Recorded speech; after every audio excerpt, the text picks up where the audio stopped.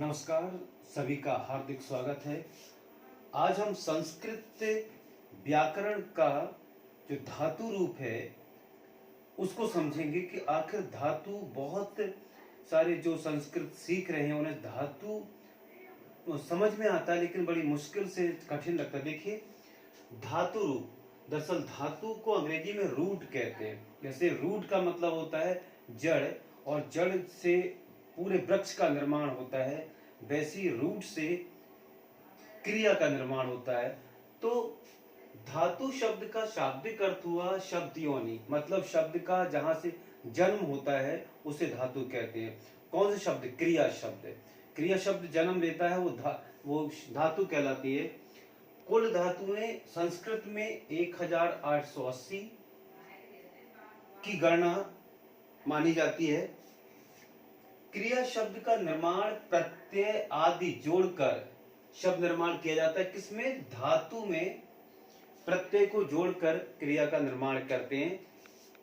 आप उदाहरण के लिए समझेंगे यहां, जैसे एक है जा, धातु है, और हिंदी में जोड़े तो ना, तो जाना जो दो ना है ये प्रत्यय है।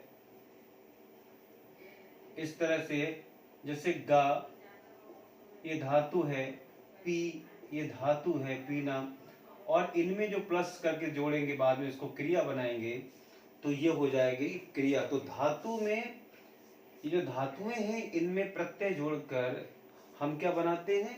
क्रिया बनाते हैं।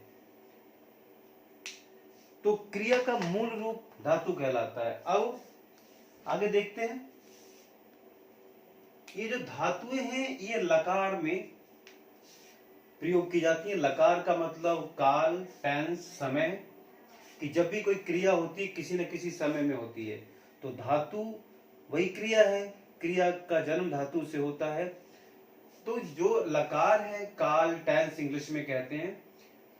कुल मिलाकर लकार के प्रकार संस्कृत में 10 है, लेकिन सामान्यतः जो प्रयोग में लाए जाते हैं या टीजीटी में या पीजीटी में यूज होते हैं, संस्कृत जब सिखाई जाती है तो 5 लकारों को समझते हैं: लट, लृट, लोट, लंग और विधिलिंग। लट लकार वर्तमान काल, जिसको प्रेजेंट टेंस कहते हैं इंग्लिश में, हिंदी में वर्तमान, और संस्कृत में लट लकार। लिट भविष्य, फ्यूचर। लोट लकार आज्ञा के लिए होता है, और ठीक है, और इसको लंग लकार का मतलब भूतकाल, पास्ट है। और विधिलिंग प्रेरणा चाहिए किसी को मोटिवेट करने के लिए, ये हम विधिलिंग का यूज करते हैं। तो सबसे मेन जो काल है 3 होती हैं जो हिंदी, इंग्लिश या संस्कृत में समझेंगे: लट वर्तमान, लिट भविष्य और लंग भूत। तो जो लट लकार है वर्तमान, इसी को इंग्लिश में प्रेजेंट कहते हैं। लिट लकार भविष्य है जिसको फ्यूचर कहते हैं, और लंग लकार जो भूत है और इसको इंग्लिश में पास्ट कहते हैं। उसी प्रकार से ये धातुएं हैं, तो ये धातुएं लकारों में अलग अलग कालों में ये होती, क्योंकि धातु या क्रिया की परिभाषा होती किसी काम का करना या होना क्रिया है। किसी काम का कार्य किया जाता है या होता है उसे क्रिया कहते हैं। और काम जो होता है वो किसी न किसी समय में होता है, तो वो समय में जो एक्शन होता है, जो क्रिया, उसी को क्रिया कहते हैं। तो वो जो समय हो उसी को लकार कहते हैं संस्कृत में। तो जब हम धातुएं जब याद करते हैं संस्कृत धातुएं, तो लकार 5 लकार कम से कम याद करते हैं।